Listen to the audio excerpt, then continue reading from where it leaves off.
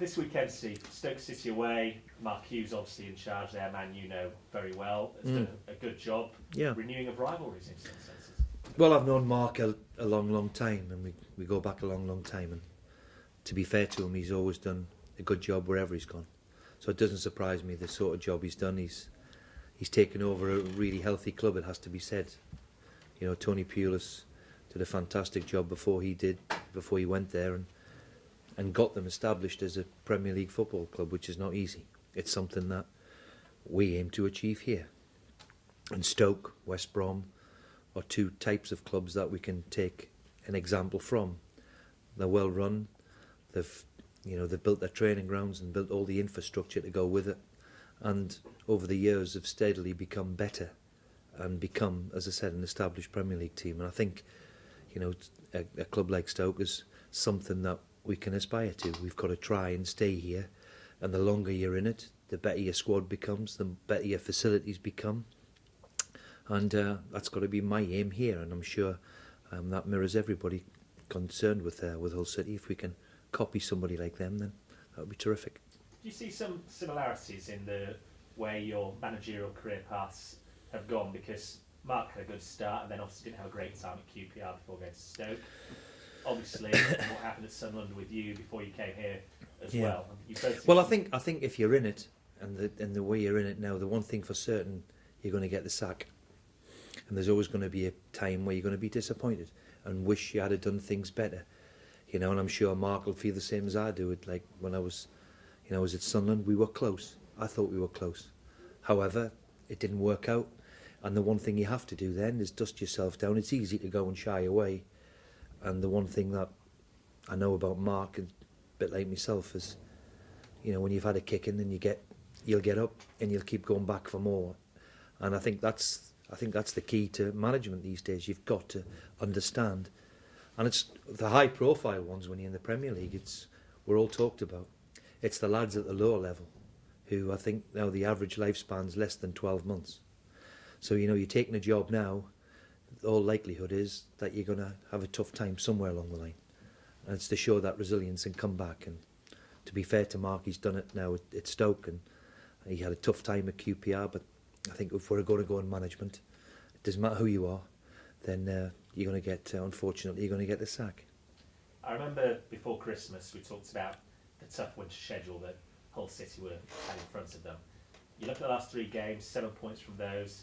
Stoke now, then Sunderland, then Leicester. Is this the pivotal point of the season? Well, we said, I mean, how often have we said, oh, this is a big game? They're all big games, but now we're coming within a week, we're down to single figures, you know, in terms of games to play. So, in and around, we've just seen, I think, the result against Man City give everybody a lift right at the right time. And we've had back-to-back wins against teams in and around us, and how good that feels and what it does for you in terms of, you know, 2 weeks ago we were in the bottom 3, now all of a sudden we're 4 points clear of the bottom 3. We've got to maintain it. We're not out of the woods yet. We're still in it. We're in a horrible dogfight, and there's 8 or 9 teams in and around us who are all feeling it. So if you can't put a couple of other victories together, if you can't put a couple of results together at this particular stage of the season against the teams in and around you, then it always, I'm sure, really helps you. And obviously, another thing that's helped you has been Damon Doy coming in, 2 goals in 2 games. You did it last year, bringing in Yelovich and Long as well. The right signs at the right time. Well, you need. We couldn't have been more delighted with Dam. It's, you know, it was so fraught. We weren't going to get him, and I've said repeatedly, I've never known anybody take a wage cut as big as what he did. I mean, you know, he's on a big, handsome contract out in Moscow. So the big thing all through the transfer windows was, I knew he wanted to come to England, but how much? And in the end, we got one man because he sacrificed because he wanted to play in England. And if he keeps playing the way he does, he's going to do what he wants to do and what he wants to achieve, which is terrific. Let's hope he keeps it up. You know, we've got another game tomorrow. He's got 2 and 2, and another game on Tuesday. But he's certainly enjoying life anyway in the Premier League, which was good. To that end, he took a wage cut to come here. We expect about 4 p.m. today to hear from UEFA's Financial Fair Play Committee that Hull, who've been under investigation, one way or another decision was made. Is it a concern for you?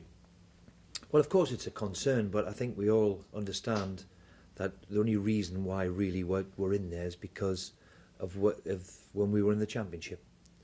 And I'm thinking most clubs, when they're in the Championship, will come under scrutiny, and because we're qualified for a UEFA tournament, we've become under investigation. I think most clubs in the Championship, I think people are now starting to take notice of financial fair play, that it is kicking into effect.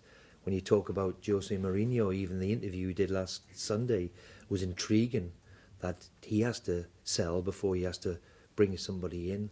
And I think we're all becoming accustomed that financial fair play is out there. We've been given 2-3 years to put our eggs in baskets and make sure that they're right. And certainly the way the club is from then on, the club's in a very, very healthy position. I hope my owners will mirror that, but certainly we are. And I think it's tough on us, because the only reason why we've come under investigation is A, we've qualified for a UEFA tournament, and B, was because of when we were in the Championship. And as I've said, most Championship clubs would struggle to meet the financial fair play system the way it works. They're all trying their best now, but it's very, very difficult. Just finally from me, obviously there's been a lot of controversy this week about the prospects of a World Cup in Qatar in November, December. If that is ratified as expected, what are the implications for the Premier League, and how much will it affect you as a manager? Well, I hope it's the start that there can be a break. You know, in the Bundesliga and all around Italy, all around Germany, Holland, Spain, all around Europe, there's a break. There's only us who carries on. And for me, the reason why we don't have the success we do have is when we get to a tournament, and I'm not just talking about the English players too. I remember France were the qualifiers, were the World Cup holders. Most of the team were playing the Premier League. When they tried to retain it 4 years later, they were all shattered too and didn't get out the group stages. So in that respect, I hope it's the start of that. We'll certainly cope. I think it was the only reasonable solution when they give it to Qatar, and I'm sure they'll do a fantastic job if it, don't get me wrong, but the only real solution it could be was to play it in the winter. There's no way you could have played it in June and July, not just for players. Players will always get looked after. We're talking about supporters getting to the games and all the rest of it. So I'm sure it'll cope, and for me it's the right decision that we play it, and we'll just have to make amends to it, and I'm sure we will do. We've got plenty of time to plan it, that's for certain. I don't know if I'll be around then, but it certainly should be a fantastic spectacle. Steve, I know we talk about injuries every week, and it's kind of hypothetical, but if without the injury toll that you've had in the last sort of few months, where might Hull City realistically be at this stage? Well, I think most managers would say if only this had happened. You know, I think if we hadn't had the big enough squad to cope with it, then we would have been in trouble. And certain times we did find it very, very difficult. And it is, you know, you're unfortunate to pick up injuries to your big players, and ours have been big injuries, impact injuries, and rare ones too. So I've always said if we get them back and we get a few people back fit, you know, even now we're still without Diarmi, who's been missing since December, and James Chester, who's going to be, and Rossignol. So we're still 2 or 3, but thankfully we're not 7 or 8. And 7 or 8 was sometimes, for me, we won the game last week against QPR with the people I could bring off the bench, make that little bit of an impact. Before that, and I'm not being disrespectful to the squad, we found that difficult. And it's been a hard slog, possibly the hardest I've had because of the injuries. When you've got your big players and you're only in your second season in the Premier League, it becomes difficult. What's the news on Diarmi, by the way? Well, he won't make this weekend, and I don't think he'll make Tuesday, so we're hoping after this weekend that he can join in training again. He certainly needs then another 10 days, 2 weeks, I would have thought.